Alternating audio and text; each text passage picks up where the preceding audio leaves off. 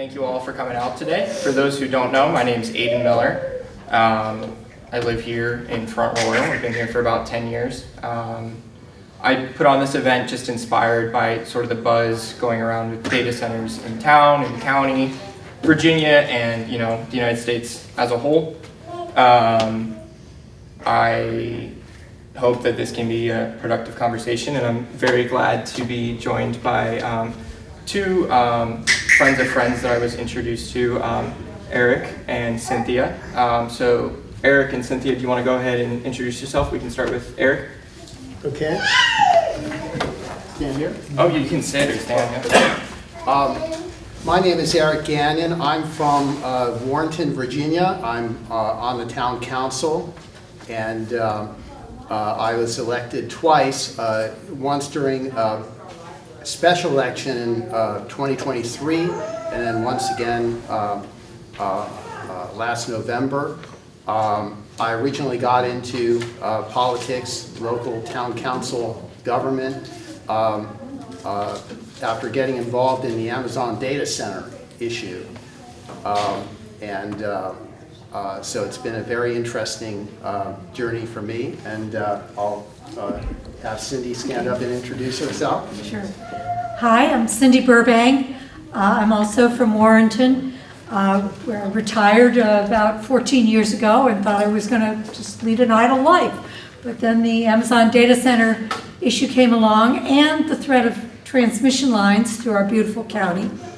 So I became active in a new grassroots citizens group called Protect Fauquier.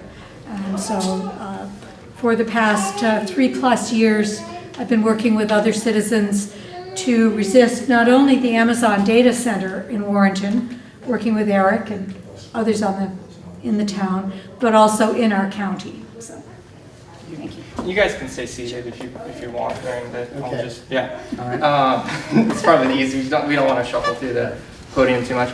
So I guess the first question I have is, can you tell everyone what a data center is, just at the base level? Cindy, if you want to start with that one. Picture a huge faceless warehouse. It's an industrial warehouse. It can be 1 million square feet. It's enormous. It can occupy 50 acres or 100 acres. It often does not have windows. It has mechanical equipment on the top, and inside this big warehouse are thousands of computer equipment, chips and racks and other things that I don't really understand, which use a lot of electricity and often use a lot of water. Anything that you would want to add to that? The electricity use and the water use is really very important, because in any area, when you get one data center, you'll never get just one, because you'll always get more than one. And if you get more than one, then you have to be concerned about your power line distribution to those data centers. And I would imagine there'd be a lot of farm and landowners out here along these areas where they would have transmission lines who might be very concerned about that if you start having 1 or 2 or 3 or more data centers coming out here. So, and certainly, I understand that in this area, water is a special concern, and these data centers, with their baseline of their setup, are water cooled, and they often require a lot of water.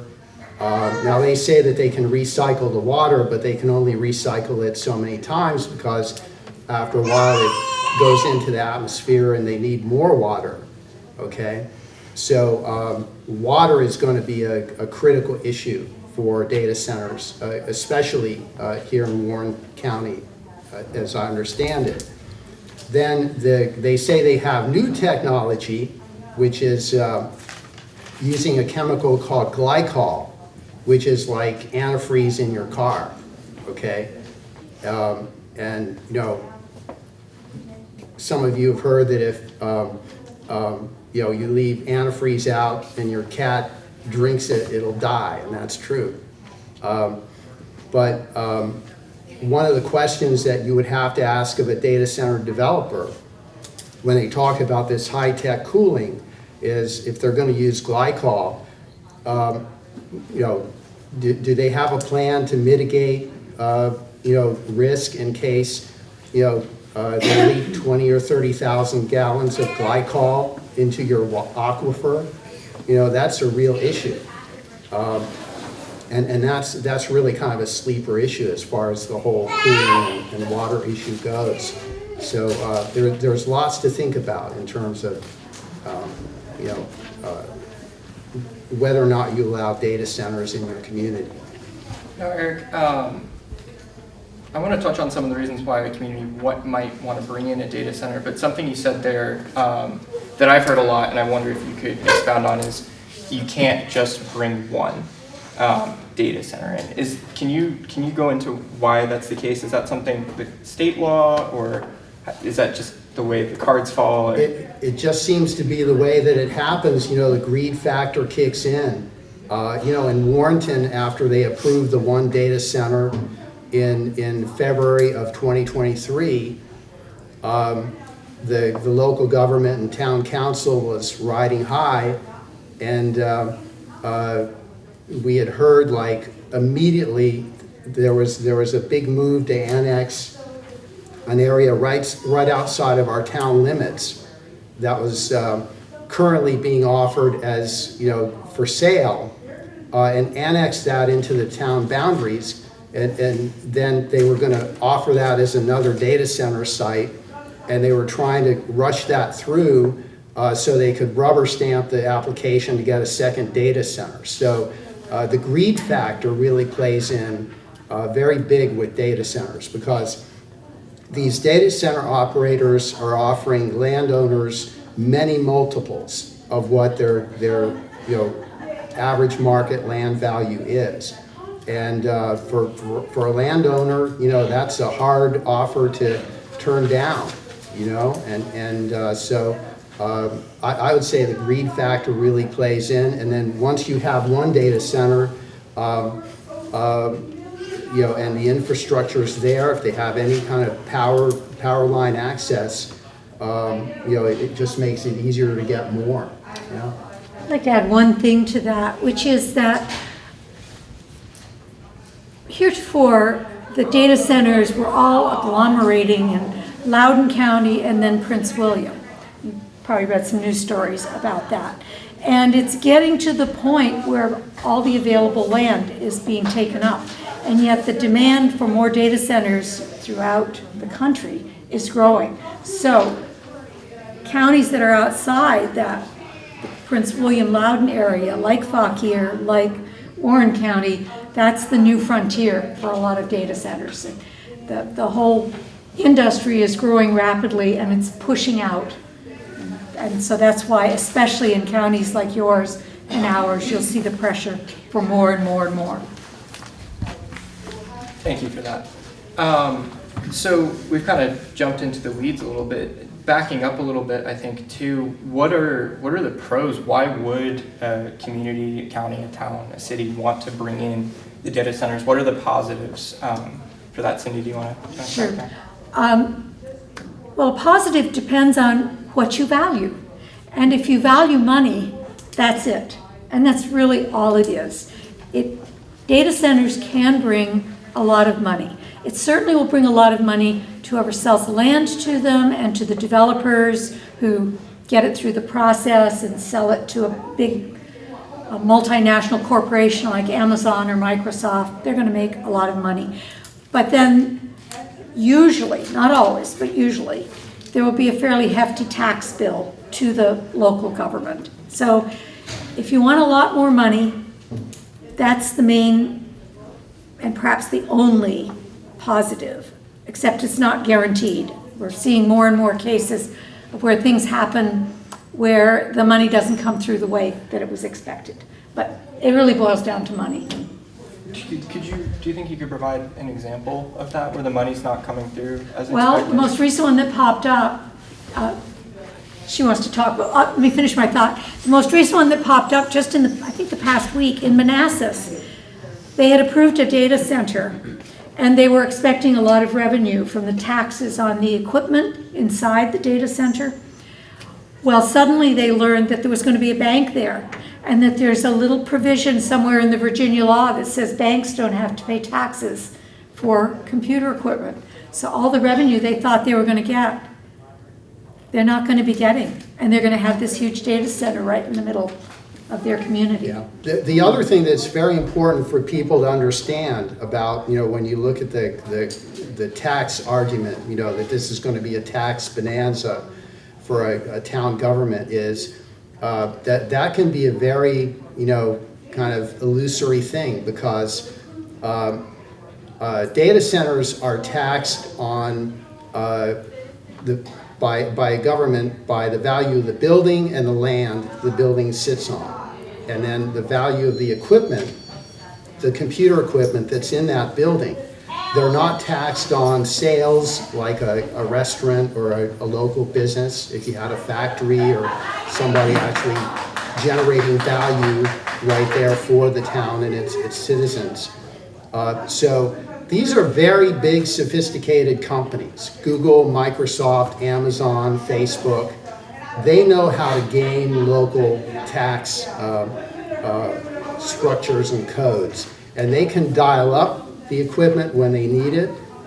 They can dial it down. They've also, at least once, gone to the Virginia legislature and gotten a condition put in the state law on how much local governments can tax. And they throw around a lot of campaign money to our legislators in Richmond. Right. So beware of that risk. Yeah, and that equipment is computer equipment, and it is depreciated over a very short period of time, like two to 4 or 5 years. 5 years Yeah. usually. So they can put equipment in there, and basically the rate at which it's assessed for taxes goes down. And Loudoun County, in fact, had a shortfall of about 56 million that they had to fill because they expected all this data center revenue, but really wasn't coming in. So here's another important thing. The taxes you get from the data center are based on the value of all those sophisticated computers inside. But who's going to tell you how valuable they are? You have to trust the data center company. No local government is going to have somebody expert enough to go into one of those warehouses and say, that's worth 500,000, that's worth 600,000. So here's your base and here's what your taxes. They have to accept. You have to be willing to trust the owner of the data center that they're telling you the truth. yeah, and we always said in Warrenton, at the particular site where the Amazon project was approved, that in terms of tax revenue, we would have generated more tax if they had put in a second Chick-fil-A in that location, just by the nature of Our the Chick-fil-A is very activity. popular. Yeah, we for have meals one, tax. and it's got a big line, but if we had a second one, it probably wouldn't draw business away from the first one. There'd be more people coming in, but my point is that pretty much any local business of the same size would be a better economic bargain for a community compared to a data center in terms of tax revenue. And then the other point I'd just like to bring up in terms of economic benefit, people talk about jobs created by data centers. There are very small number of jobs that a data center will have, maybe 25 people, and the point is that those people are going to be outside contractors. They're not going to be your local, Amazon's not going to train a high school kid to be a data center engineer. They're going to pick the lowest bidder among contract firms, and those guys are going to commute in to work there. So it's not really a job creator for your community. Aiden, there was a lady earlier who had a question. I don't know if you want to take questions now. I think we're going to Well, say, actually, it was just to make sure we were clear to people here. Sorry, my name's Rebecca. I live in Bentonville. I'm also Chief of Staff to the Gainesville District Supervisor in Prince William County. I also brought him here with me to help fill in any gaps. The only tax that's guaranteed to a jurisdiction from a data center is their real estate assessment. Because if AWS has a federal contract, you do not collect any C&P tax. So if they have a contract with the FBI or the CIA or any of the other 3-letter agencies, you don't collect anything additional. Thank you for that. We'll keep other questions to the end. Oh, okay. Yeah, Sorry, I we'll, wasn't- we'll have time for a couple questions at the end, but thank you for adding that in there. So I guess it seems like it doesn't create as many jobs as something comparable, but then in terms of the fabrication, in terms of building it, how would you look at the economic impact there? Is that comparable to a light manufacturing plant or something of the? When they construct it? When they construct it, yeah. Is that? I think so, yeah. It's about, It does yeah. bring construction jobs, but oftentimes the data center company that's building it, they have companies they regularly rely upon for doing this. So they may not be hiring local people. There's no guarantee there. Yeah. But yeah, there will be construction jobs. Great, and then moving into some of the drawbacks, we've touched on them a bit, but if there's anything else that you've seen in your experience, and I want to touch more on your story a little in a minute, but just kind of 30,000 foot overview of various externalities that, the sort of economic term where there's unintended side effects, consequences, market drawdown from the not relating directly to the goods or services of an economic production unit. Can you touch on any additional drawbacks? I'd like to talk about the really big one in my mind, and I think many Warrington citizens. It's how it impacts the whole character of your town. If it's a small town, if you live in a rural area. These are big multinational companies. They've got thousands of lawyers and lobbyists looking out for their interest. They're going to build an enormous facility that will dominate the town. And there will be a presence there that will forever change the character of it. I think more than anything else, that's what mobilized the citizens in Warrenton to oppose it, that they treasured their small town and they did not want to go down the road of, say, Prince William County or Loudoun County. They wanted to stay, they still want to stay, a small historic town where people are friendly. It's a totally different atmosphere compared to having huge data centers around.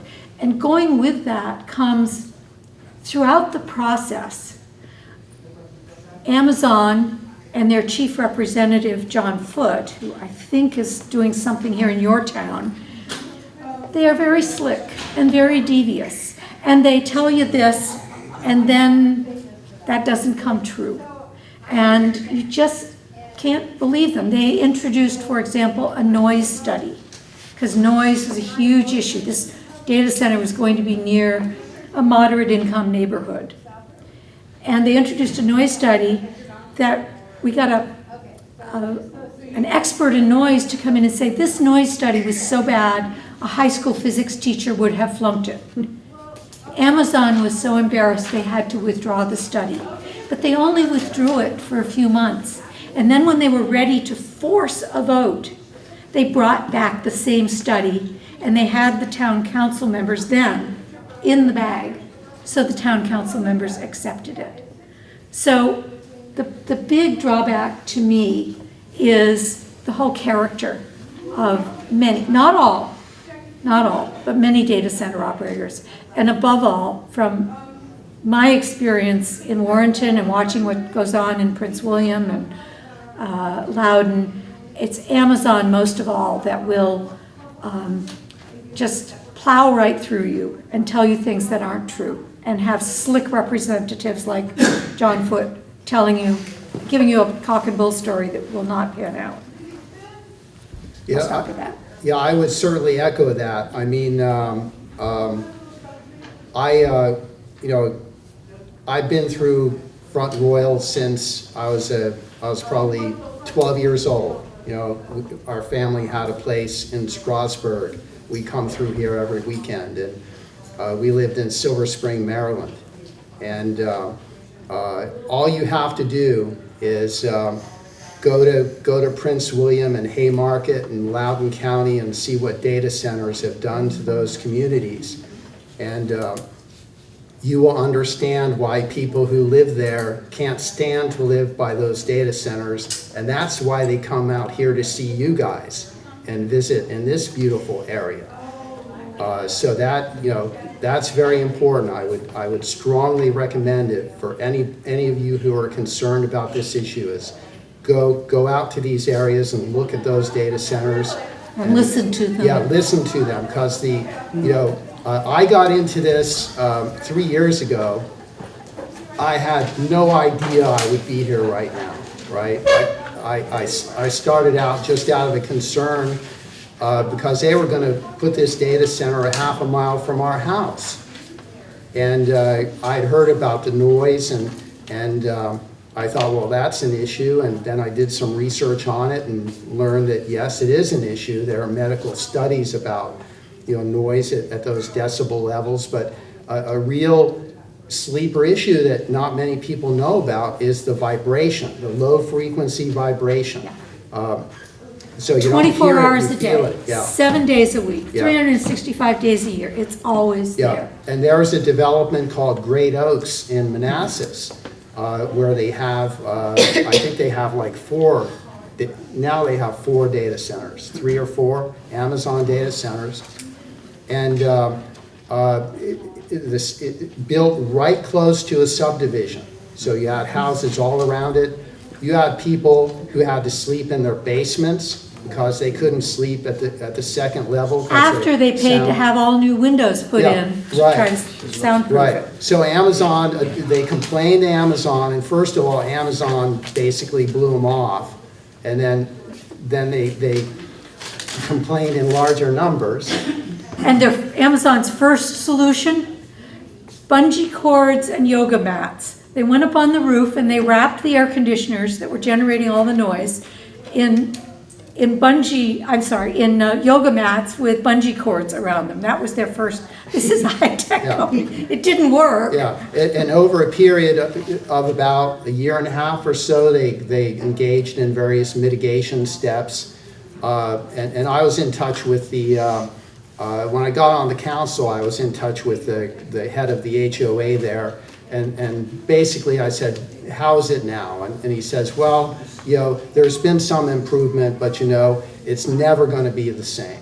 It's never going to be like it was. There's always like a low level hum or vibration, and we just don't know what the health effects of that are going to be over the long term, because there's not really any scientific or medical studies on the effect of the vibration. There certainly are about the sound. Noise, yeah.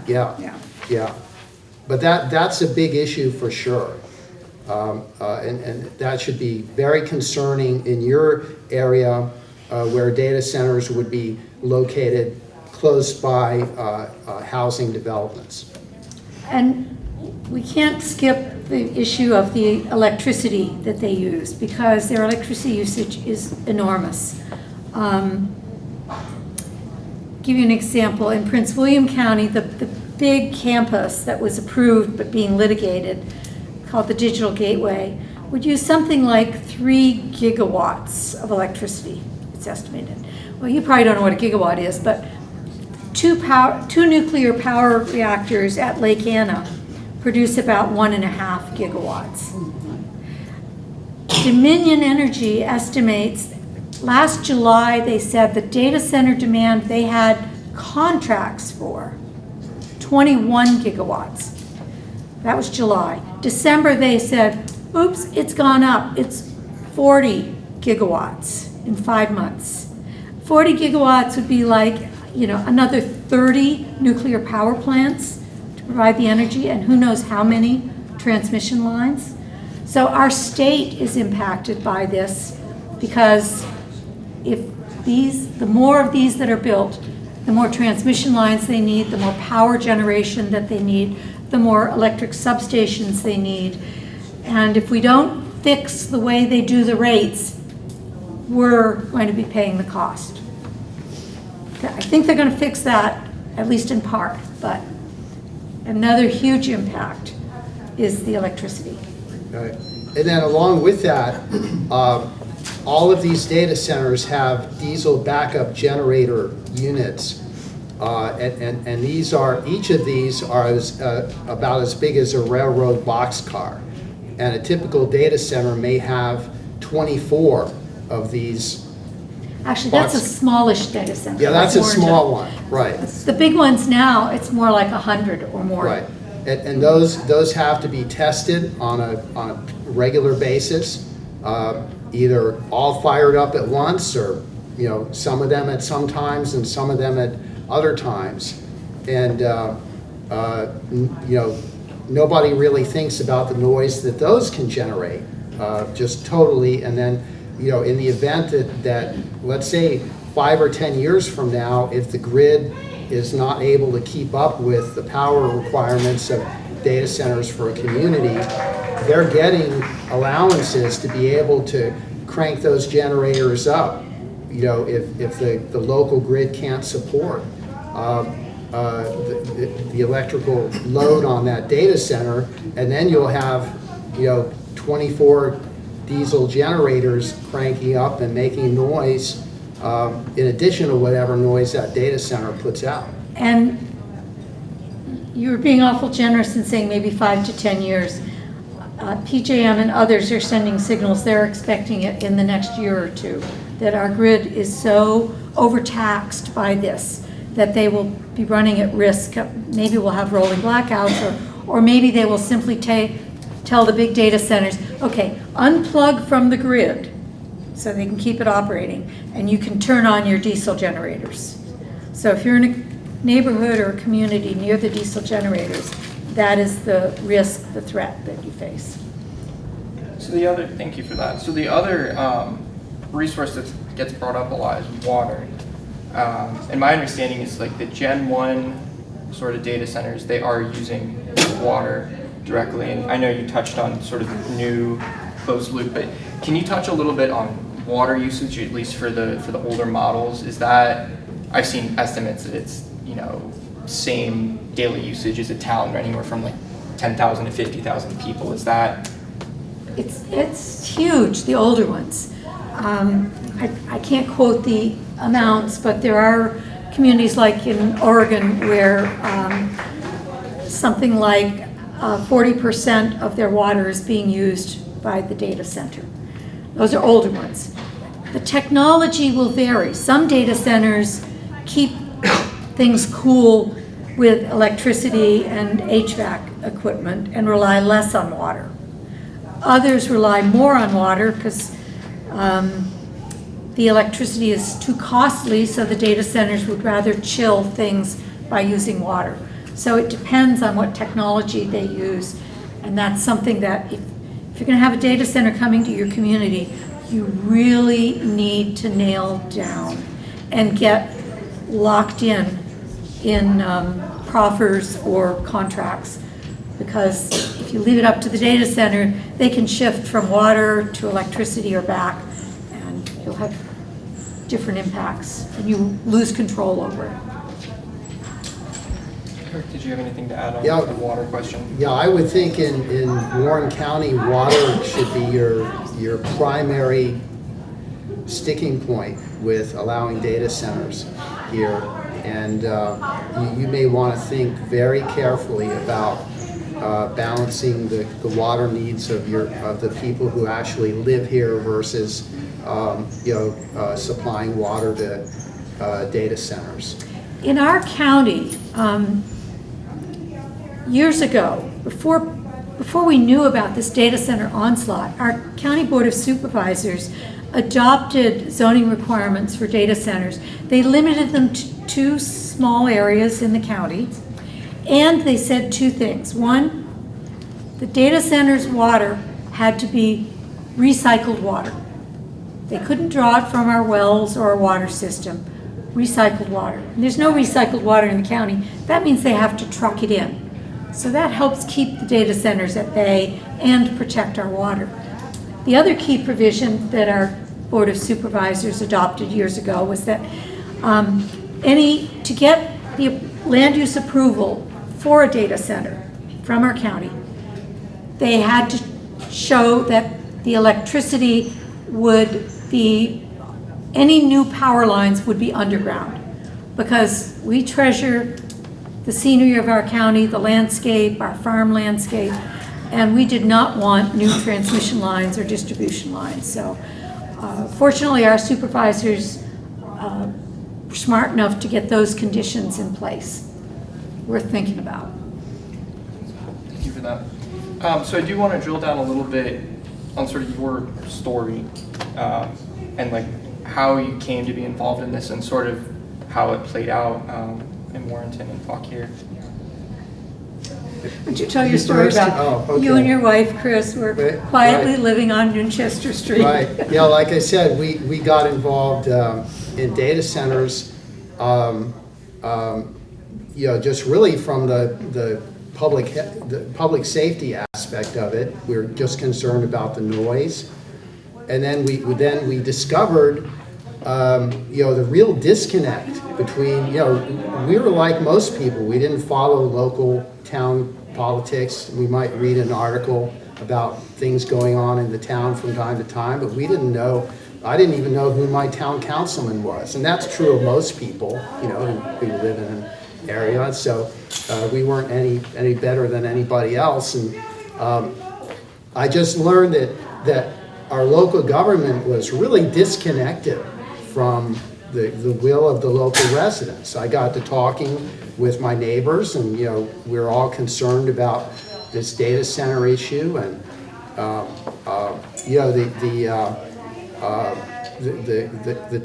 our town manager, after she brought the application for the data center for Amazon through the town, she ended up taking a job at Amazon, basically working for their That made people really mad. Yeah. That really stoked the fires. Yeah, it did, and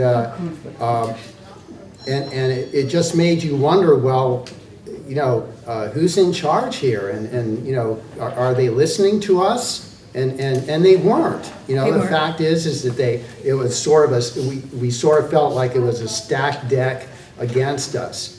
And then we had the big meeting in the auditorium in February of 2023, and it passed by one vote. It was a 4-3 vote, and they just went ahead, and then they also, in their infinite wisdom, decided to keep 3,200 emails basically secret from the people, exempt from Freedom of Information Act. They even requests. kept it Yeah. secret from the other council members who didn't like data centers.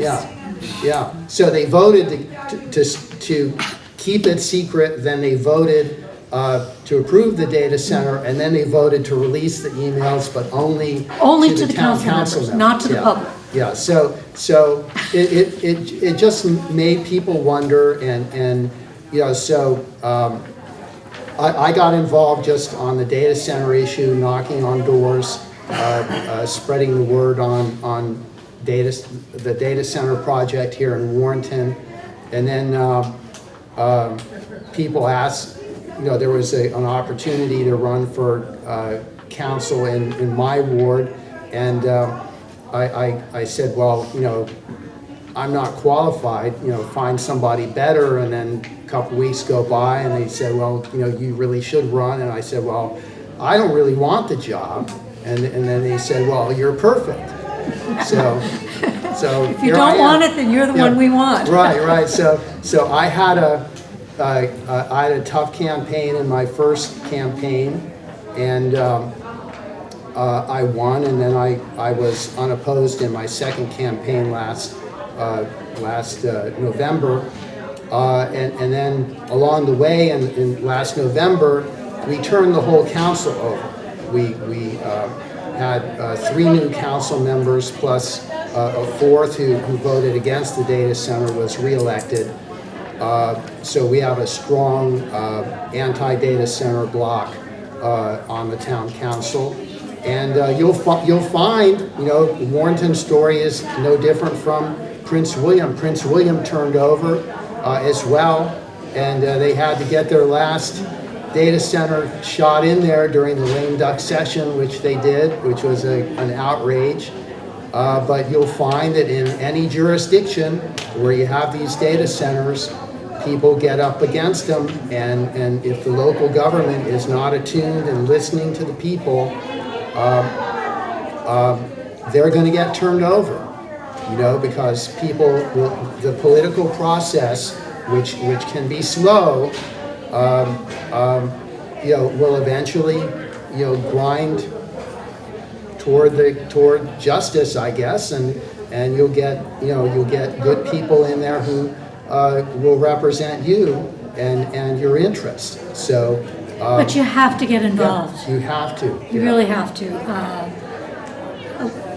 So many people, they're busy with their daily lives, raising their kids, earning a paycheck, taking care of the house, etc. Not everybody can do this. In Warrington and Fauquier County, it was mainly us retirees. We didn't have a job, our kids were grown, and so what the heck? And we really got involved. But if we hadn't, it would not have been a good ending. And it's going to be a good ending because this data center is not going to be built. We have a new town council.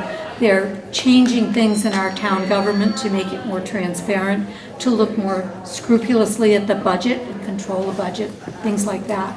But, you know, people have to get involved and you have to pay attention. You really have to pay attention. Yeah, and I bet, I often get pigeonholed as the anti-data center guy, right? So they say all you care about is data centers. Well, you know what? That's not true, because once you start learning, you go beyond data centers, and you understand why they wanted a data center in there, because they wanted quick and easy tax revenue.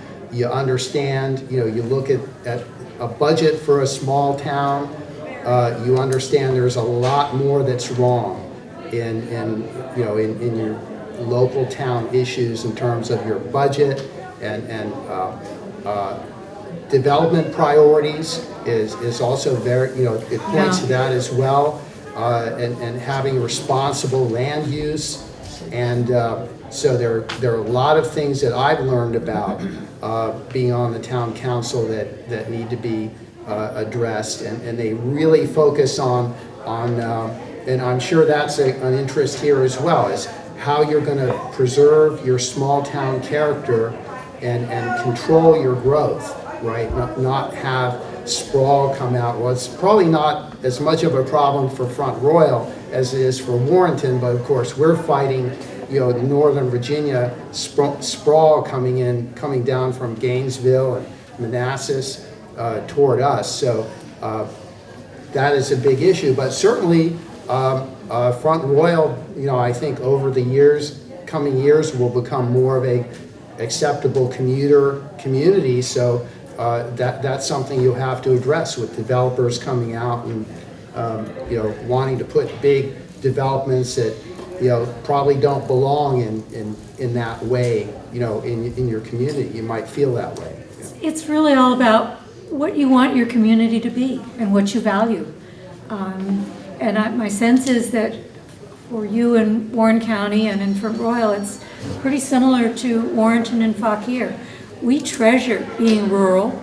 We treasure having a small town where people know each other.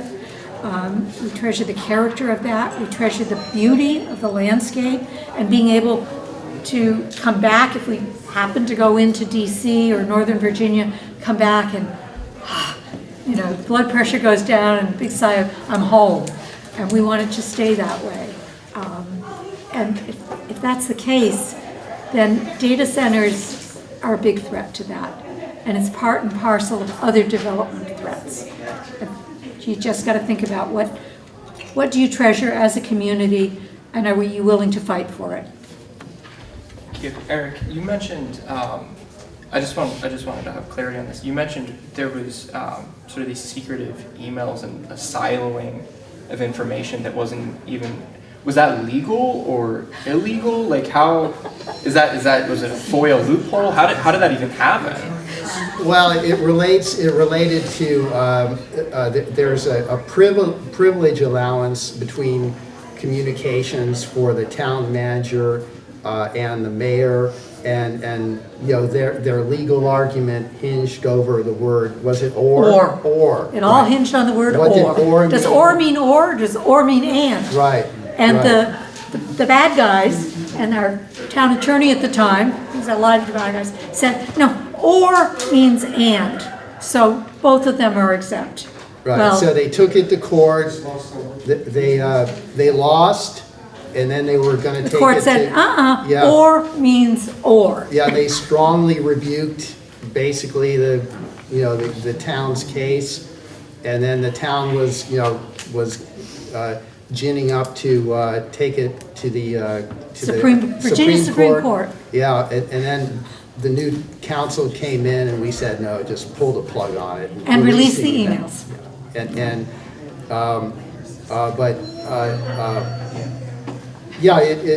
When a town government, people in government need to realize when you do something like that, people are going to automatically suspect that something is wrong.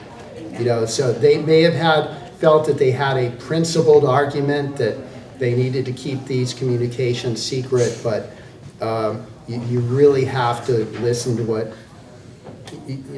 respect the people and just release whatever you have and keep it open. Cindy, we heard a little bit of Eric's personal story. Do you mind sharing how you first came to be involved in this, in your background, and sort of the fight that happened out there? I hadn't heard about a data center coming, but a friend called me and said, Dominion's Electricity is proposing to put some big transmission lines through our county, through the farmland. And there's going to be a couple of open houses about it, so we're all going. So I went. And sure enough, Dominion was presenting all this, and when we asked them, what are these transmission lines for? They said, oh, it's for the Amazon data center. And we looked up and found out more about that. And so suddenly, more and more citizens said, no, we don't want the transmission lines and we don't want the data center. I still remember the first town council meeting when the town council and the town manager, who was in bed with Amazon, had no clue. There was a fierce thunderstorm that night where the radio said, stay home, don't go out. We packed town hall. People were sitting in the windows and sitting on the floor. And person after person got up in citizen time and said, we don't want the transmission lines, we don't want the data center.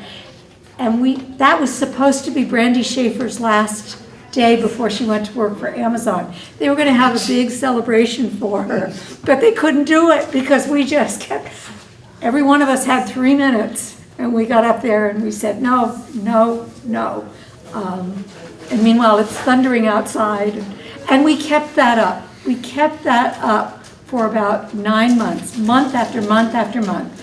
And the mayor and the town council, the four who were for Amazon, kind of sat up there like this and they wouldn't engage. They wouldn't explain why, what their position was. And we knew they were for it, but they wouldn't engage. And that went on for month after month.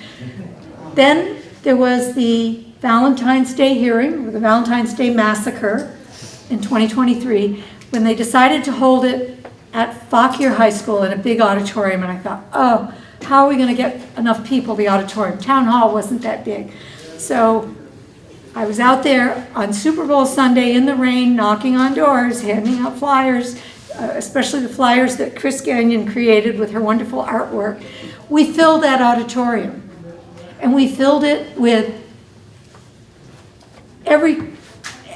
the whole spectrum, from Trump advocates. We had a guy who kept getting up with a Trump hat on. We had Black Lives Matter advocates who were there. We had an 8-year-old kid who got up and spoke. We had Robert Duvall, the actor Robert Duvall, who lives in Fauquier County. We had 98-year-old Hope Porter, who had stopped some bad developments years ago. And so that Valentine's Day night at Fauquier High School, we packed the auditorium, citizen after citizen from 8 years old to 98 years old, from actor to, you know, a steel worker, got up and said, no, we don't want this. Then they voted, and they voted 4-3 for it. But here are the numbers. We used FOIA to find out how many citizens spoke or wrote for Amazon and how many were against Amazon. There were over 2,800 who took the time to write or speak against Amazon and opposing it. You know how many favored it? 11. Over 2,800 to 11. And yet the mayor and 4 members of the town council voted for it. So, you know, we had a pretty angry population, and after that, I and others stuck with it, so we'd get a new town council, helped Eric get elected, and that's, oh, the most memorable moment for me at the Valentine's Day hearing in this huge auditorium with the town council up there on the stage and these 2 microphones in front. A friend of mine who, she'd had a very bad life, and she was terrified of public speaking. I'd asked her to do it, and she said she just couldn't get up there and do it. And so I stopped, I didn't press her. Suddenly I saw her march up to the microphone and make a wonderful statement, and I knew how hard that was for her, and I just rushed over afterwards to give her a big hug. So I want to come back to that theme. You have to get involved. You have to pay attention, you have to get involved, and rise above whatever might hold you back. Because if Rosemary could do it, so can all of you. Thank you for that. Sure.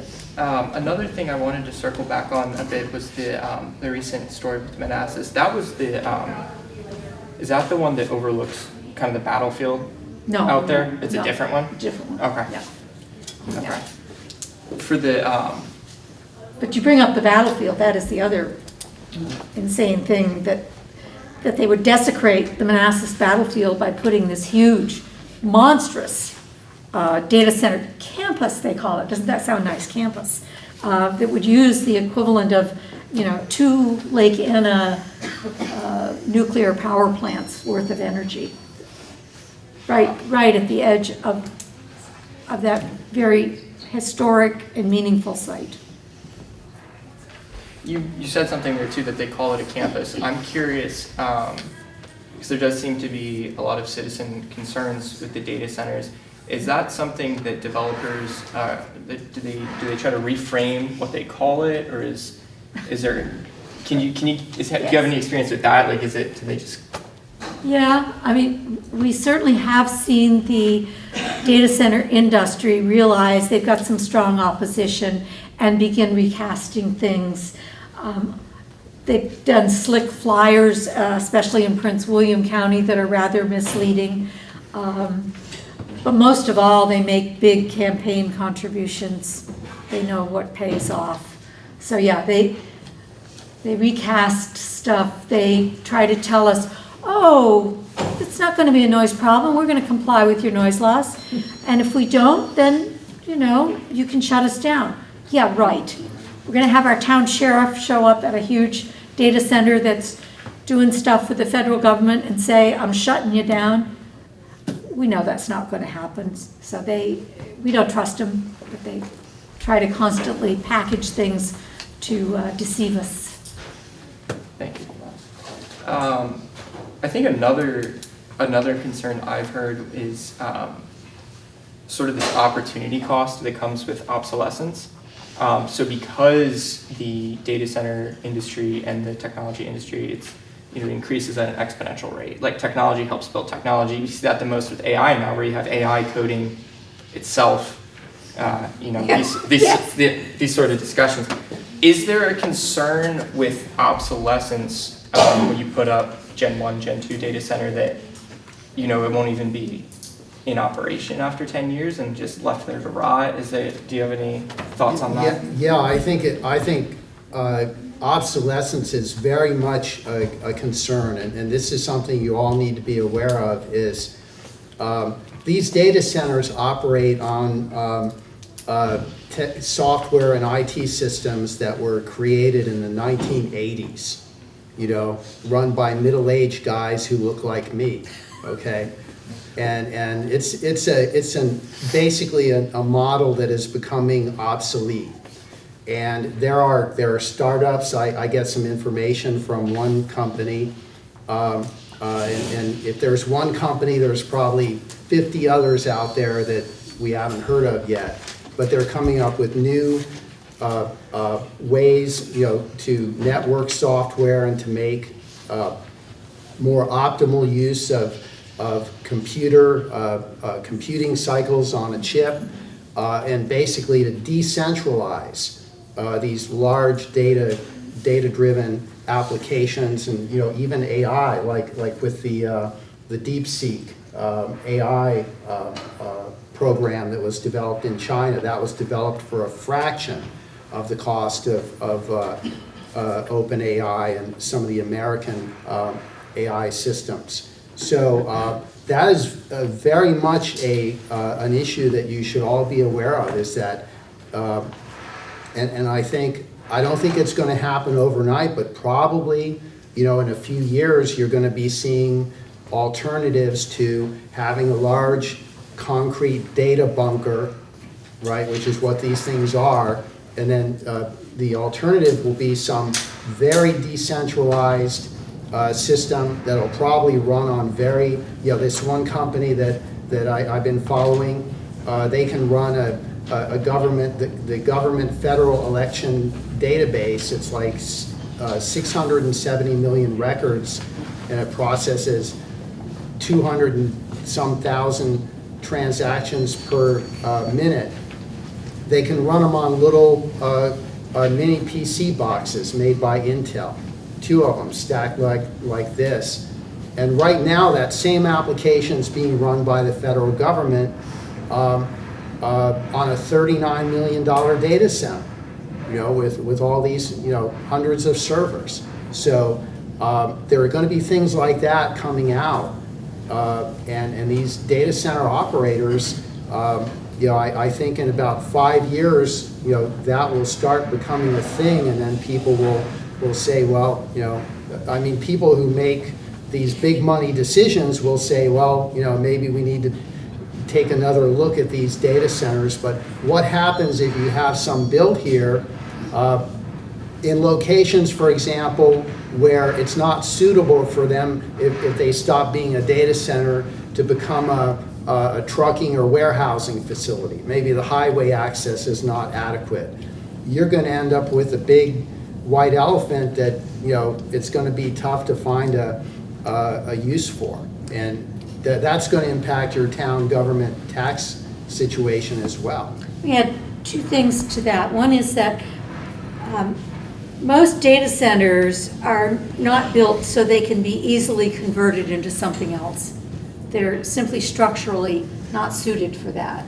So the risk of it becoming a hulking, warehouse sitting somewhere in your town occupying land that isn't productive is real. The other thing I want to add is, if you think of the whole history of computers and phones and IT, it's all about shrinking things. The first computers were rooms bigger than this. And then they got to the big desktop type computers you'd have. And now we have the laptops and the notebooks. Or you think of the early cell phones that are like this big. And now they're just these slender little wafers that we carry in our pockets. It's happened fast and all the time in this industry, and it's going to happen here.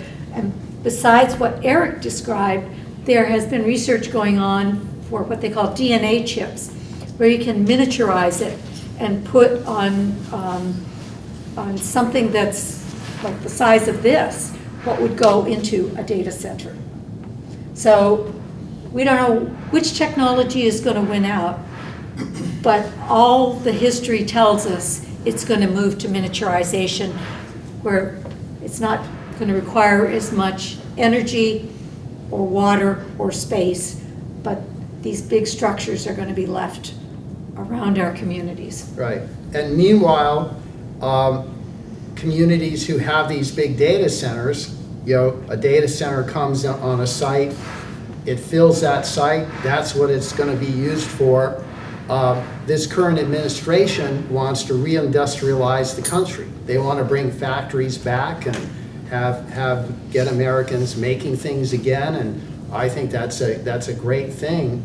And for a community like this one, wouldn't it be better, you know, to have light manufacturing, fabrication, high-tech industries, you know, build buildings, you know, in those locations and create hundreds or thousands of jobs, you know, in your community, and long-term, you know, economic vitality, as opposed to data centers, which are basically extractive, okay? They have a couple dozen people that commute from somewhere else, and they just suck your resources out. They pay you some taxes, and if you get a whole bunch of them in there, like in Loudoun County, they'll pay you, you know, quite a bit of taxes, but that's the trade-off, is that you don't really have any local economic base that you're generating with factories and light manufacturing, high-tech manufacturing, for all the industries of the future. So think of what you could have if you just wait a little bit longer, because again, I think this obsolescence issue is very real. And I think in a matter of 5 or so years, it's going to start turning. People are going to recognize that. So, you know, why don't you hold back on data centers? Fight them now. Don't let them in here.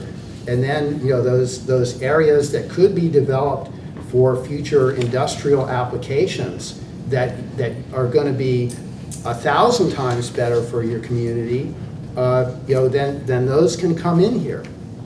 So, hearing a lot of the Warrington perspective, and we soaked up a lot from what we've observed around us. And is that Bob Weir back there? Yes, it is. Bob Weir is a supervisor in Prince William County who could tell many similar stories, I'm sure. So I think we ought to give him a chance if he wants, if we've misstated anything, or and I especially want to do that because we are beholden to the citizens in Prince William, many of whom came to our hearings and spoke in support and told their stories, and especially John Liver, a Prince William citizen and noise expert, who was the one who trashed the Amazon data center study. So Prince William has its own story to tell. Bob, I hate to put you on the spot, but if you want to. Oh, no, I don't mind putting him on the spot.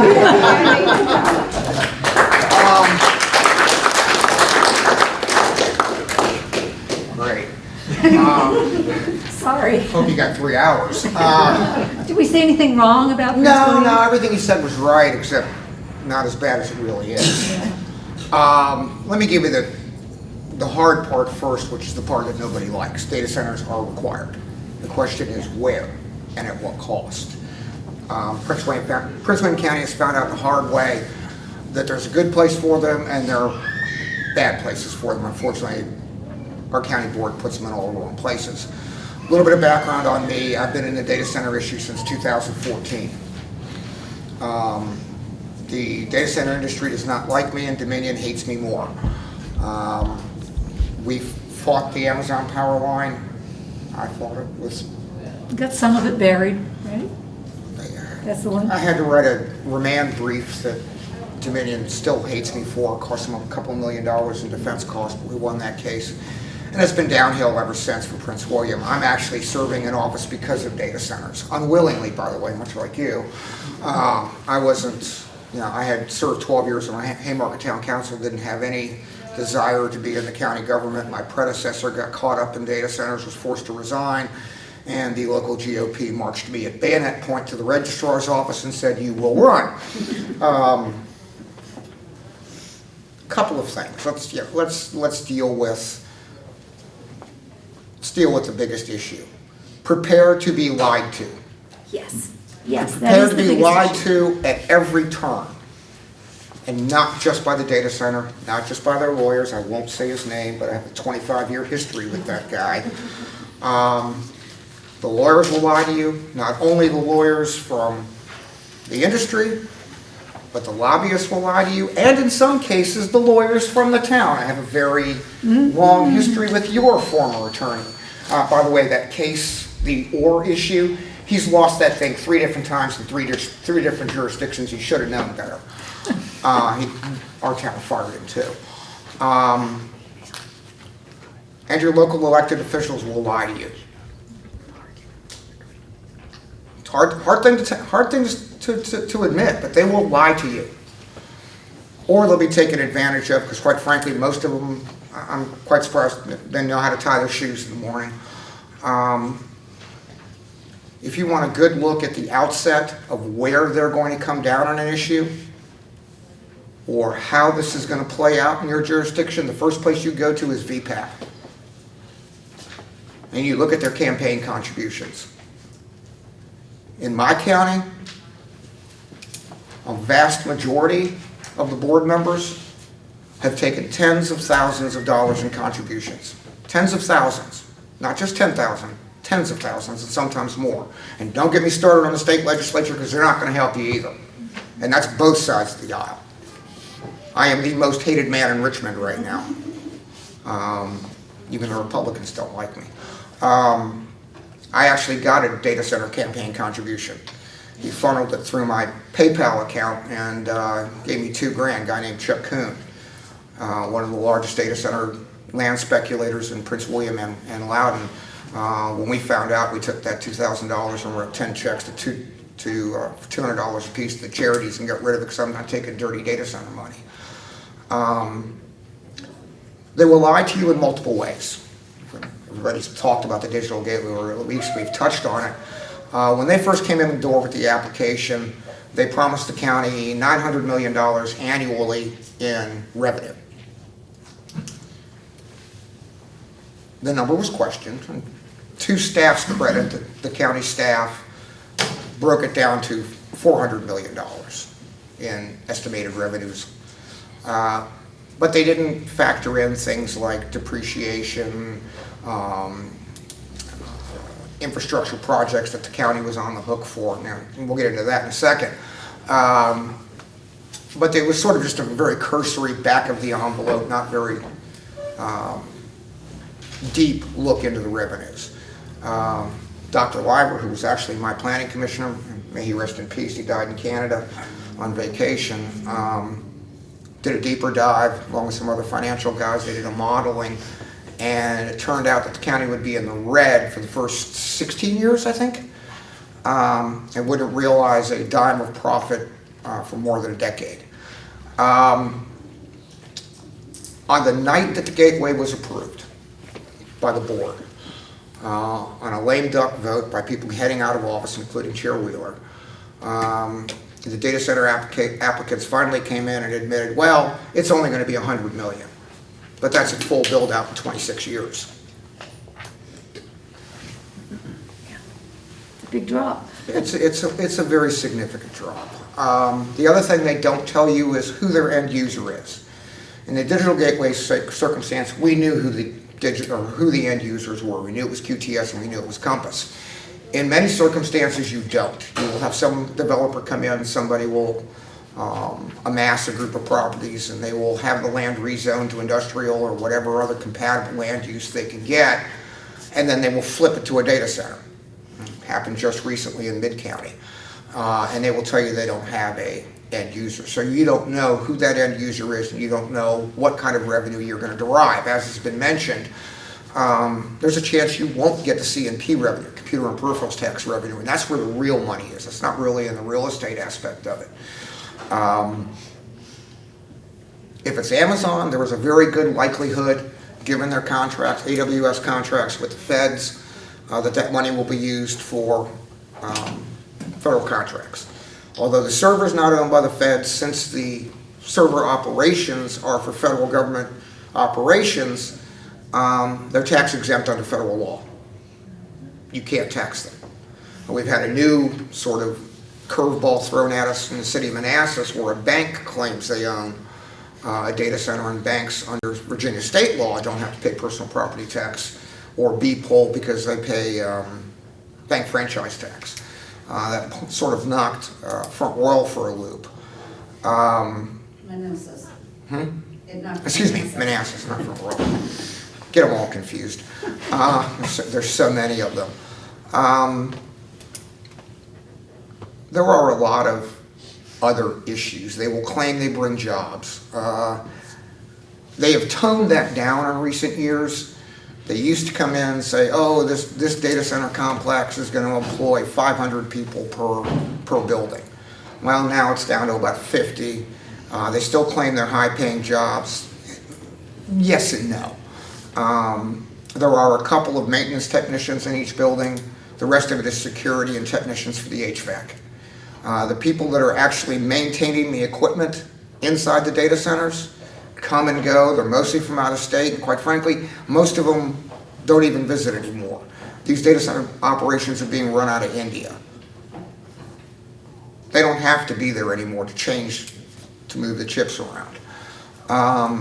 Yes, the construction costs, or the construction aspect of it will bring revenue, will bring jobs, but it's not going to be local jobs. Or at least for the most part, it's not going to be local jobs. The data centers have specific contractors that they use, specific contractors that know how to build these high-tech structures. They bring most of their electrical engineers come out of Maryland. That's why you will see the Maryland Electrical Union come in. The locals will come in and speak very heavily, and they will be very obnoxious when they come to the public hearings. There's just so much stuff, I'm kind of just jumping around here. But those jobs eventually go away. We've talked about power. The power aspect, at least in Prince William and Loudoun, to some degree Fauquier, is the primary issue, even more so than water. The state of Virginia, the Commonwealth, does not have enough power right now. Our imports of power from other jurisdictions, or other states I should say, has risen dramatically in the last 2 years. We're paying a premium for it. The market price for purchased power. Virginia is the #1 state for importing electricity, far in excess of California, and it's going up. And the market rates we're paying have grown over the last couple of years. They're going to have to continue to do that, but in order to do that, the only thing they can do, because the infrastructure in terms of transmission lines, substations, that sort of stuff does not exist in the Commonwealth. Dominion Power is fine with that, and your local co-ops are fine with that, because ultimately they don't pay for it. I just had Dominion in the office Wednesday. They're going to do the wreck and rebuild on the Wishing Star to Morrisville line. Runs from Fauquier all the way up to Loudoun. Billions and billions of dollars of infrastructure. And during their presentation, they magnanimously offered to route their line around some data centers because they didn't want to cross over them. But that's okay. It's more expensive, but we're willing to eat the cost. And I'm like, no. Don't tell me that lie yet again, because Dominion will lie to you more than anybody else. Yes. All of the infrastructure costs, transmission lines, cables, substations, transformers, are paid for by you guys, either directly through Dominion or through your payments to your local co-op. Dominion is protected by law. All of their capital costs are passed on to the ratepayers and not stockholders. And they write it off the balance sheet. And they get a 10% profit. Well, they're guaranteed a profit. So the cost will be borne by the Commonwealth of Virginia's residents. You will see that July 1. The first of the rate increases approved by the SEC takes effect July 1. Your power bill will go up $21 a month. And then next July, because they had a second round that they asked for, it'll go up again. So you are paying for all of this. Water is also an issue. I don't know what it's like here. We've been in a drought the past 2 years. Voluntary drought and then mandatory restrictions. The question is, where are they going to get the water from? Are they going to access the water table? Are they going to access the aquifer? Are they going to drain? from a municipal reservoir. Where does the outflow go? Because you've got forever chemicals. They don't just use water in the systems, they actually treat the water so it doesn't corrode the cooling pipes. And in Prince William, we've got a real issue with water to the point where it's almost going to be undrinkable soon.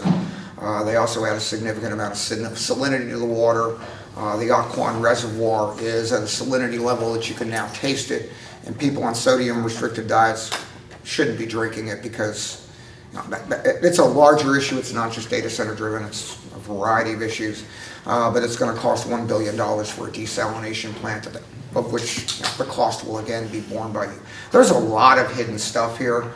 There's a lot of stuff that, quite frankly, elected officials don't understand, are incapable of understanding, and quite frankly don't delve into enough. My office, chief of staff over there, we're in our office 8 to 5 every day. I can't say that for the rest of the board, some of whom don't show up at all. I have a background in this, so it's a little difficult for them to try and snow me. I have a very adversarial relationship with some of the data centers. I have a very adversarial relationship with Dominion Power, and I have an extraordinarily adversarial relationship with the data center lobbyist organization, who are the worst of it all.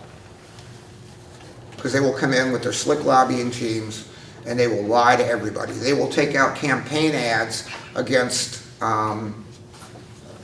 elected officials who don't toe the line for them. I'm ready to bring my pitchfork. You can borrow mine. I've got several around, a variety of torches plus a couple of ARs and 45s. It's difficult. I mean, the deck is stacked against you in most cases, in most jurisdictions that I've seen, whether it's Front Royal, Loudoun County, although Loudoun's starting to turn, Prince William County, anywhere else, you know, the deck is stacked against you, and it's largely a monetary stacking of the deck. You guys had an all-night meeting. The Digital Gateway's public hearing lasted 29 hours, straight through, no break. Still had PTSD from it. You just had the BOCS, I was there for the planning commission, that ran all night too. Yeah, she was sleeping on a mattress in the other room. And they will not, and what's the most difficult aspect for me is most of the elected officials will not listen to you. The county attorney's office, the town attorney's office will be of no help.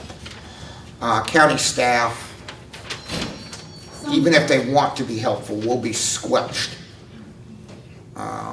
Generally by the elected officials, or more precisely by whomever your chief executive officer is, town manager, CXO for the county, take your pick.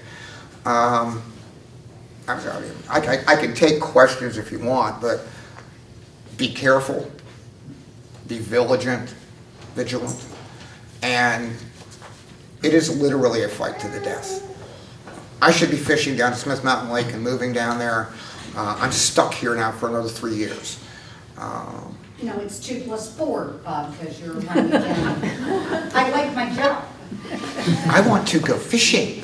I don't want to deal with this. But it is a close-in knife fight.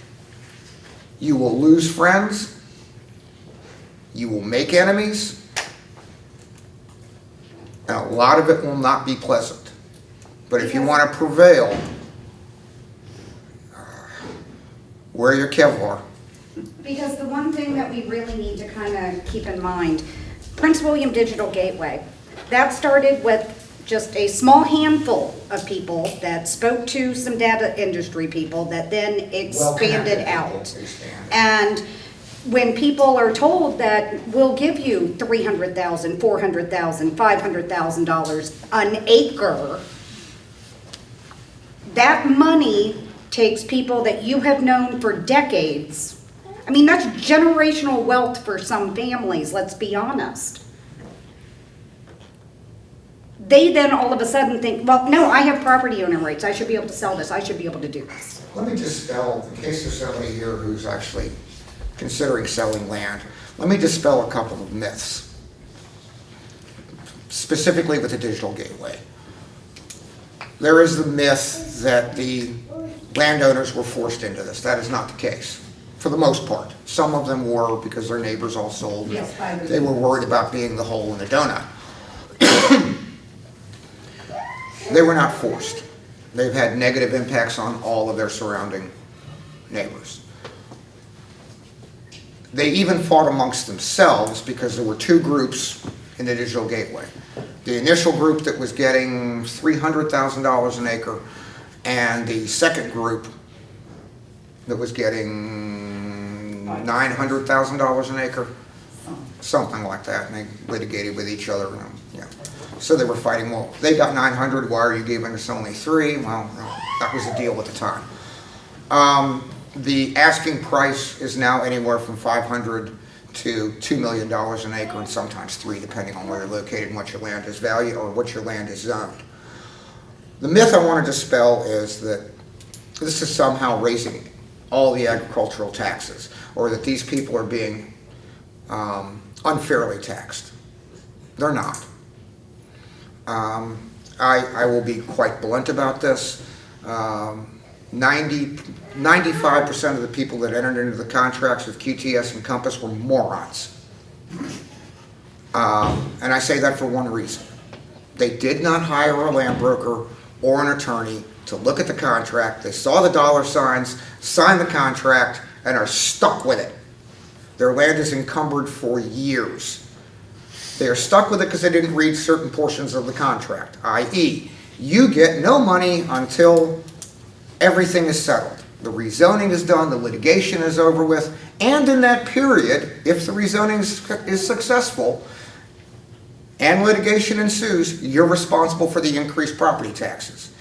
And increased property taxes, somebody that paid $16,000 a year in real property tax on their farm is suddenly paying $400,000 a year, and then screaming at me that it's my fault. It's not my fault, you didn't read the contract. I will say a nice thing about Compass. Compass, after a period of time, went back in and has paid their taxes. QTS has not. People are on the hook for hundreds of thousands, in some cases millions of dollars in taxes. Rollback taxes, same thing. If you've got a rollback tax relief thing, and your property gets rezoned, your rollback tax for 5 years is due immediately.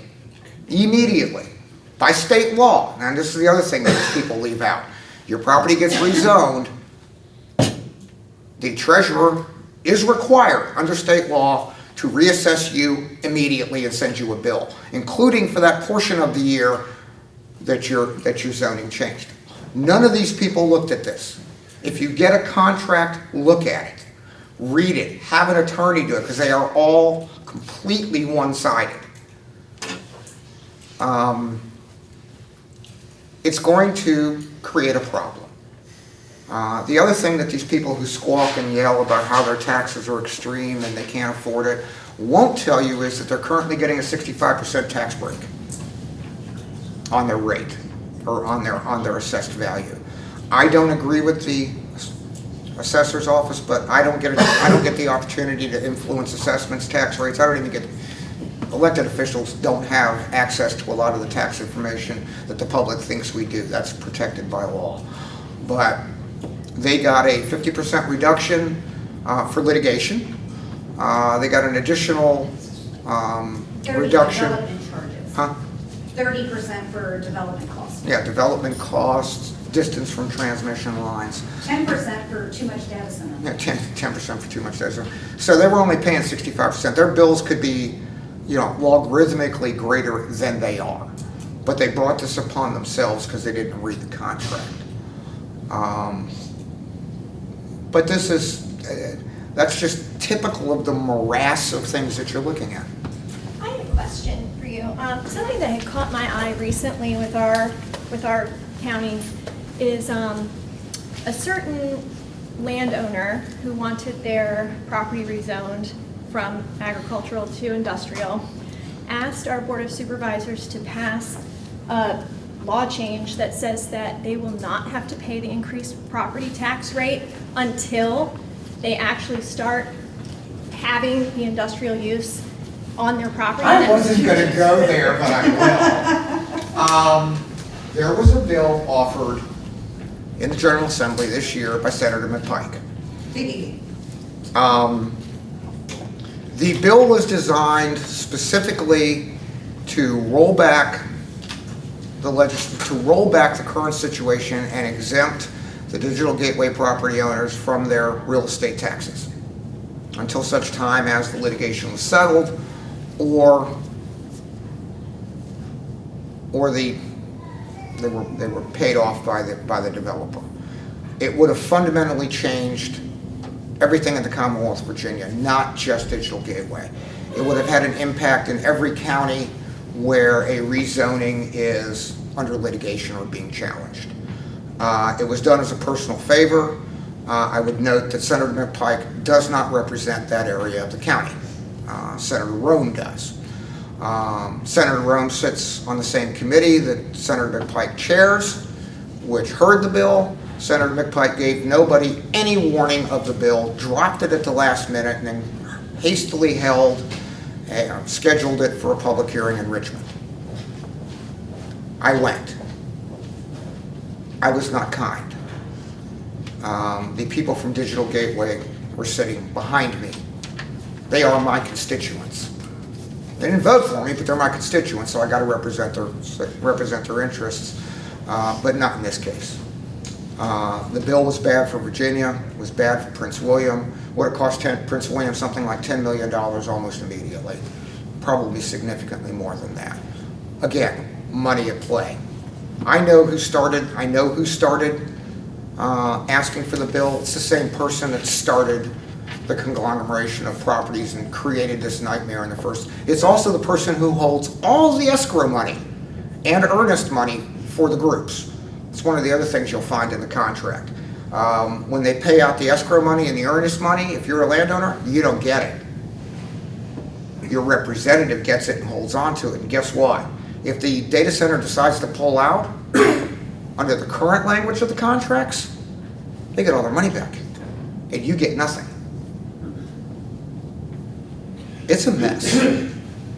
Like I said, this is a fetid swamp, and it's a close-in knife fight, and if you don't pay attention to absolutely everything and fight every step and hold your elected officials, not just locally, but in Richmond, to their feet to the fire, you will lose. You may lose anyway. It's a tough fight. Sorry, I'm stepping on you guys. No. Bob, thank you so much for coming up here. Not a problem. Would you be open to answering a couple questions? Sure. Okay, so I'm going to reserve the first one for myself. Oh, okay. And let's hear a round of applause real quick for everyone. So the first one I had, and this kind of ties together a couple themes and a couple points that have been made. If at the end of the day, when the cards are down, the only tax revenue you can actually guarantee from one of these is land use. Mm-hmm. By what factor is that appealing compared to something, if something's already zoned industrial, light manufacturing, or the opportunity cost there, with all these other externalities? It depends on the jurisdiction. I mean, out here, I would suggest that the difference in valuation on an industrial parcel that's used for distribution center and a data center is probably not that much. In Prince William, it's a little bit different. But what income are you losing from a contractor warehouse or, sales of supplies? One of the other problems that we're having is data centers are pricing everybody else out of the market. People with currently industrially zoned land, ones that rent out warehouse or miniature office space and that sort of thing to contractors, HVAC suppliers, plumbers, that sort of thing, are now ceasing the leases to the contractors, forcing them out, and then selling the already zoned land to the data centers at a profit, significant profit, and our contractors, our tax base in Prince William County is leaving Prince William County.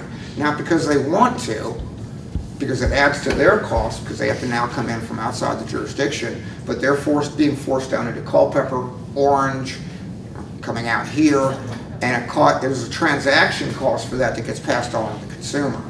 And it's taking county revenues away, it's taking county employment numbers away and replacing it with data center numbers, which may or may not ever happen. One of the other things you got to factor in too, and again, I don't know the infrastructure in Warren County, but in Prince William County, if you come up with a data center right now, Dominion Power or Novec will tell you right off the bat, you will not get power for 7 years.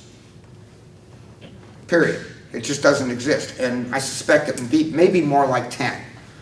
And it may be even longer than that, because the transmission lines that have to ultimately supply the power to these people not only have to go through the state of Virginia, but they have to go through several other states. Maryland is already going to fight one. They will point to a power line that runs over their head and tell you, we're going to draw it right from there. I have that happen all over Prince William County. The problem is those lines are tapped out. I've had Dominion come in, it happened with Digital Gateway. Applicant, their attorneys, the power line runs right over us. I had Dominion's chief load engineer come in the public record, testifying there is no power on that line. He's wrong. Who's the bigger expert? The data center lawyer or the chief load engineer, a guy named Harrison Potter for Dominion Power? Light bulb. And now Dominion has come to us with an expansion of the line to provide power along that corridor. But there's so much demand that all of that potential energy that hasn't even been constructed yet, all but 100 megawatts is already used up elsewhere in the county. So the line running over Digital Gateway has 100 megawatts of capacity left, not for long, to run a 3 gigawatt draw. You can't make this stuff up. Bob, the state's talking about allowing these small nuclear power plants to be placed right on the property with power at these data centers. Any comments on that? SMRs are a possibility sometime in the future. They are a possibility immediately in specific circumstances. They don't generate very much power in the grand scheme of things. Roughly speaking, they're 300 megawatts max, which is one substation. You go to Digital Gateway, you require 13 substations. Dominion will crow, and the industry will crow. We're already getting 4 or 5. You know where they're going? They're getting planted in military bases. For good reason. Security and the military wanted them. Because the military understands, DOD understands, the power crisis that Virginia is going through. And when the lights go out, guess who's getting all the power? It ain't you and me. It's going to stay on Quantico. It's going to stay in every other military base that they got so they can continue their operations. 300 megawatts ain't a whole lot of power. They have other options. They talk about gas generation plants that they will have on site. They'll use gas turbines to power the data centers. You want to know what a gas turbine is? It's a jet engine. And they line 5 or 6 of these things up in a row. And whoever's on the other side of that jet engine is going to hear it. That's what's going on down in Pittsylvania County. Like I said at the beginning, this is all about location. There are some locations that are, where it's acceptable to do this. But anywhere within, in my view, a mile of any school, residential neighborhood, anybody else that's going to be dramatically impacted. We've heard about the noise and the vibrations. It's low impulses. And the worst thing about it is if you drive by a data center, you may not hear it. You may not hear that low frequency hum as you drive by it or even as you walk by it. But if you live nearby, once you hear it, you can't unhear it. It is with you for life. It's like Starland Vocal Band going through your head and not being able to get rid of it for 6 days. Trying to sleep. Yeah. The this is a serious issue, and your local and your state officials aren't going to give you much relief unless you force them. And then there's the administration, and we don't know what the administration is going to do. There is thought that they are going to force a lot of this in the name of national security.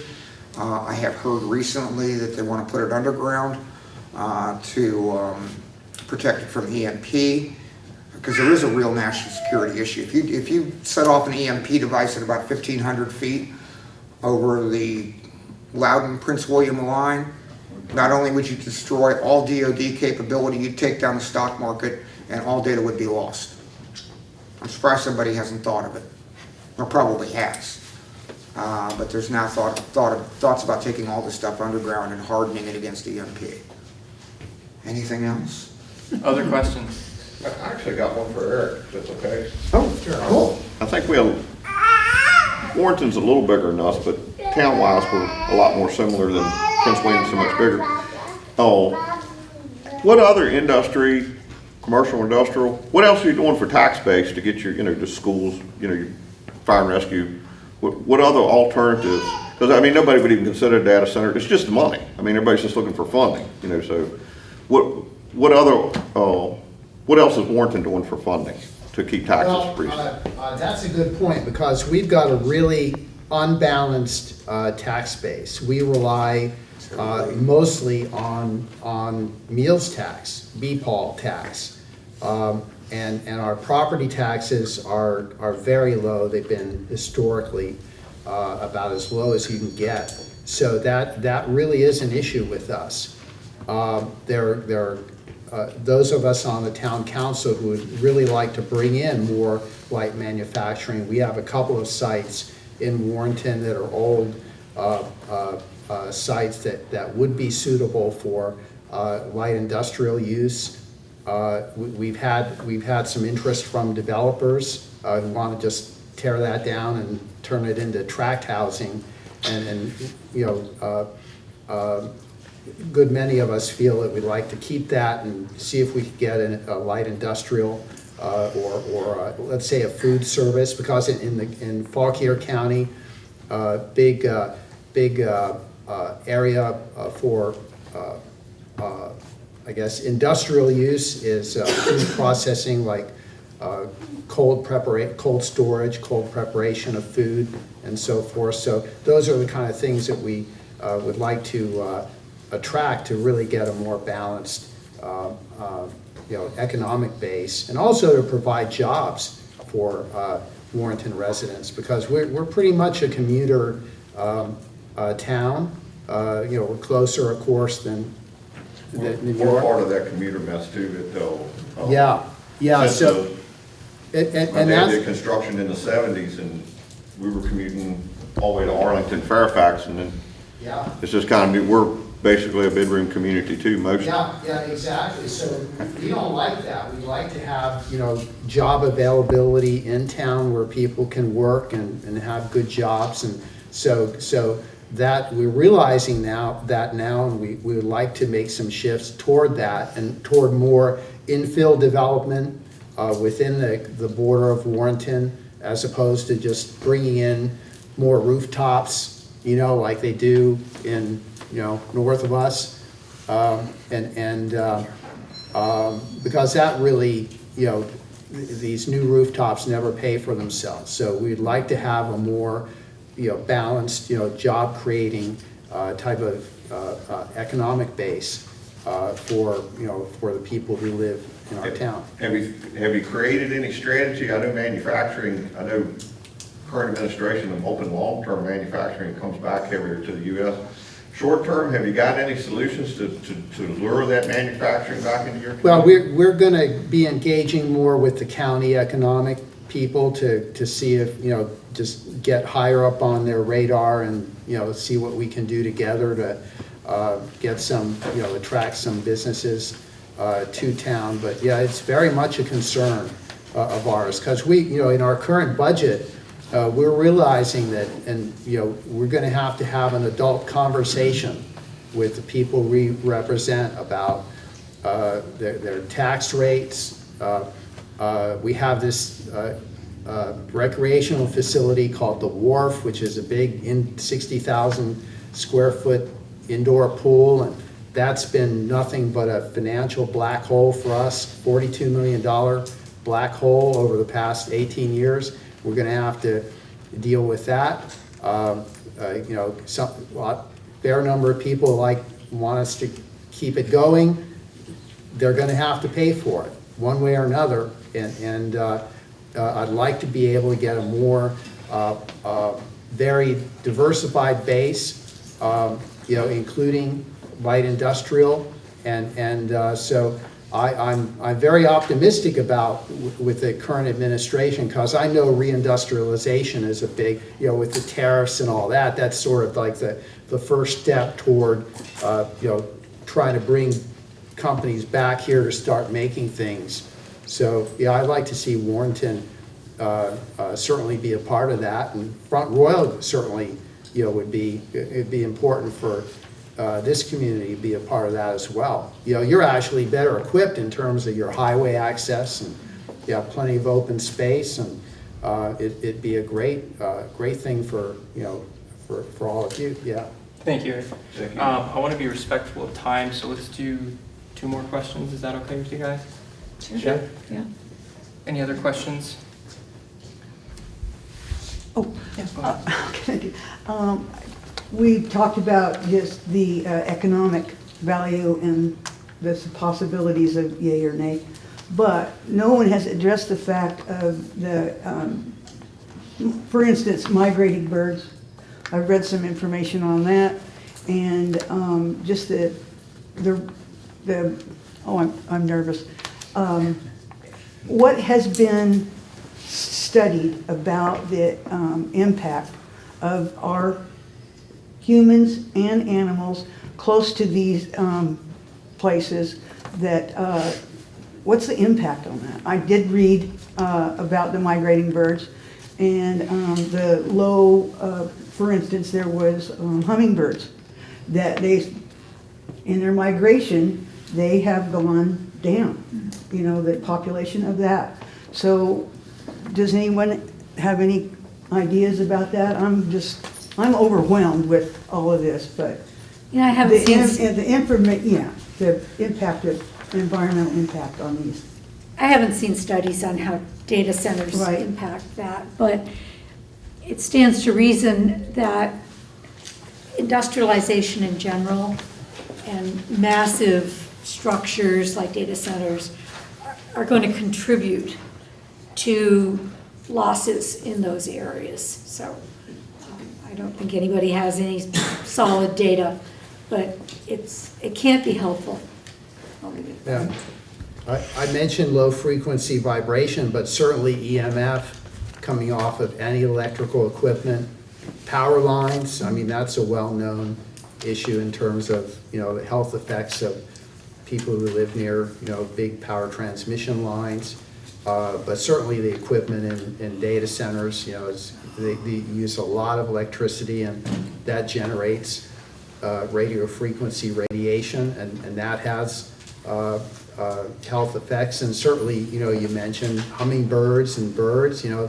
We have a lot of migrating birds. that Yeah, come they're through very here. sensitive. They've got magnetic, you know, navigation systems built into their heads, and it's very sensitive to that. And the water situation, and you like to fish, what about the aquifers and how that impacts? It depends on the water model and the water supply. I don't know of a single data center that's running off of a well. Does it seep into, if you're living near a data center and you have a well, does that soak into your? Probably. Well, that's lovely. See, most data centers are in an area where they don't, generally speaking, impact wells, because they're on public water. But that's not the only portion of it you have to worry about. If they've got the effluents from the cooling system going into a pond, as some do, then yes, that does leach in. There are concerns about that, particularly with respect to the aquaquant. But by and large, the greater concern with the water, other than its immediate impact on the surrounding aquifers, the impact downstream if they're on public sewer and water, because the water that they're flushing out is actually treated, as I noted earlier, so that there's non-corrosive activity within the cooling system, and that goes into your reservoir. And most of the water authorities are not equipped to accurately measure things like PFAS. The levels are rising, not so much in the Manassas Reservoir, but very much so in the Occoquan. It's become an issue. It's rapidly become an issue, but again, it depends on where your data center is located. With respect to the wildlife, I'll be honest with you, until Digital Gateway, there really wasn't a whole lot of research into the matter. Because there were so many other things, and we're sort of in an anomaly based on where all the other ones were. I can tell you this though, one of the things they tried to do to sell it to the community or sell it to the board was, we're going to have this 35 building complex, and we're going to put equestrian trails outside of their secure perimeter fences. And the horse community was like, no, we're not taking our horse anywhere near there. Absolutely. I mean, we'll walk by one. One final question. Megan? I got time. With the electricity and the power draw, and you're talking about trying to potentially bring in lines or anything like that, but the rates that we would pay, they're not like locally determined numbers. So would we be expecting then, if there's more draw elsewhere in the Mid-Atlantic, that it'll affect us without us then seeing any revenue for it? Most of the impact will be from within the state. There might be some spillover from what's going on in adjacent states, but most of the rates are controlled within the state. And so yes, we've got to be concerned about that. And there are already quite a number of groups, including us, who are active in making everybody aware that these data centers are generating huge costs for the electricity infrastructure, and they should pay for them. We shouldn't have to pay for their extension cords, their transmission lines, their substations, or even the power plants that they're going to need. So even Dominion and Novec and App Power have proposed changes in the electricity structure that would enable more of that burden to stay with the data centers and not come on us. Does that have to happen at the state level, or are there anything? Yes, Okay. it'll have to be a state corporation commission decision. And like Bob, I suspect, even though Dominion has proposed this kind of change, I'm looking for the loopholes in it, because I don't believe that they probably proposed anything that comes close to fully capturing the costs of the data They center. can't under current state law. There were a bunch of bills submitted this year regarding power. Most died. They didn't die on a Republican or Democrat partisan line. They died on a who got money from Dominion or the industry line. And those that did make it, the governor were all vetoed, with the exception of one or two where the SEC has been given a little bit more leeway than they had previously. With respect to what's happening outside of the Commonwealth, yeah, it will have an impact on your power prices. If you have similar growth similar exponential growth in power demand outside of the confines of the state of Virginia, to the point where those other jurisdictions are then themselves going to have to import power or lessen the amount of power that they sell to the state of Virginia to Dominion, that will raise the market price of the purchased power. And Dominion will come back and increasingly ask for more and more increases to the rate that will be passed on to all consumers. Well, almost all consumers. I'll get to that in a second. And the other thing you have to consider is a lot of, not just data centers, but a lot of your larger commercial power users do not pay the same rate that you and I do. They get to negotiate bulk power rates, and they don't have to negotiate it strictly with Dominion. They could claim they're buying power from California, but they're getting supplied by Dominion. They're paying a lower rate, and then they'll say, oh, we're using, solar power from Arizona, and they get credits for that, green credits for that, much like they get carbon credits from Malaysia, which really doesn't help us a whole lot. It's all a shell game. It's very much a shell game. Oh, In fact, I can quote the numbers because the Department of Energy puts out a table showing the average cost, the average rate per kilowatt hour for residential users like us versus industrial users like data centers. We pay, it's over 14 cents per kilowatt hour. The big industrial users are paying, I think it's 8 cents per kilowatt hour. Why? Why are we paying almost twice as much per kilowatt hour as the big users? They're driving everything up. The good thing is, up until recently, Virginia was one of the cheapest electrical power states in terms of cost.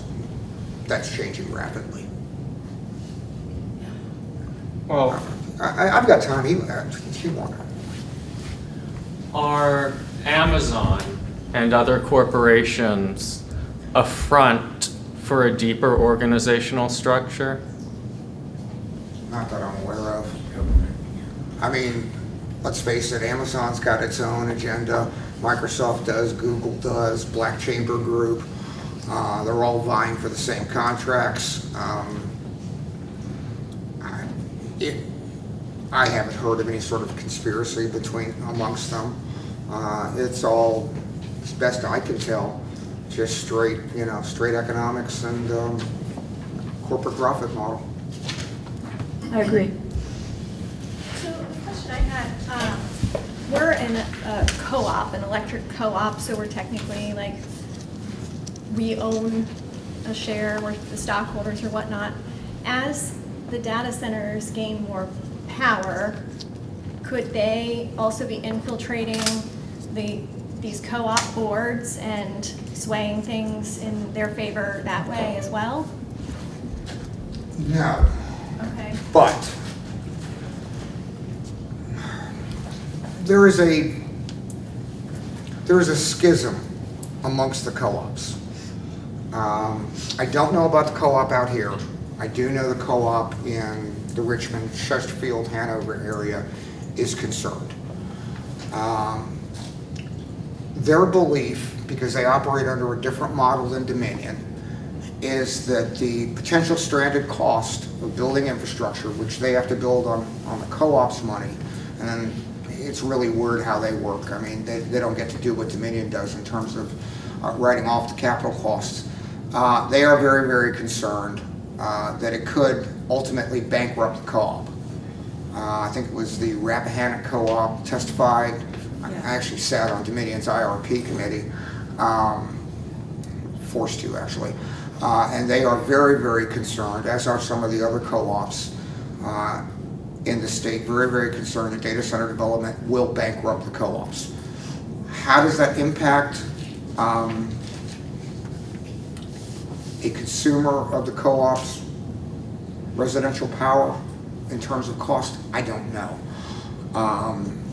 But what you have to remember is that they get all of their power either directly or indirectly from Dominion, and a lot of the infrastructure to deliver it to them comes from Dominion. They have no power without Dominion because co-ops cannot build nor operate transmission lines. They can only do distribution service levels. Like I said, the schism actually occurs when you get to Novec, which is the co-op in Prince William County and that surrounding area. Those idiots think they're going to make a fortune.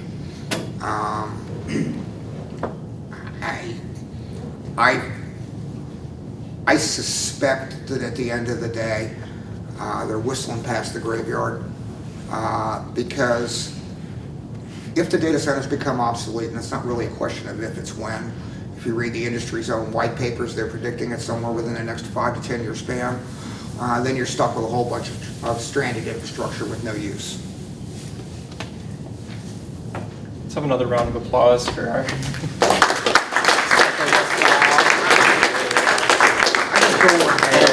Cindy again. Thank you all for coming out, and Thanks. We'll Yeah. stay in touch. yeah. Just as Prince William helped us, we are happy to try to help you, Yeah. so let us know if there's anything we If can there's any do. questions, I can hang around. Yeah, I got no absolutely. worries.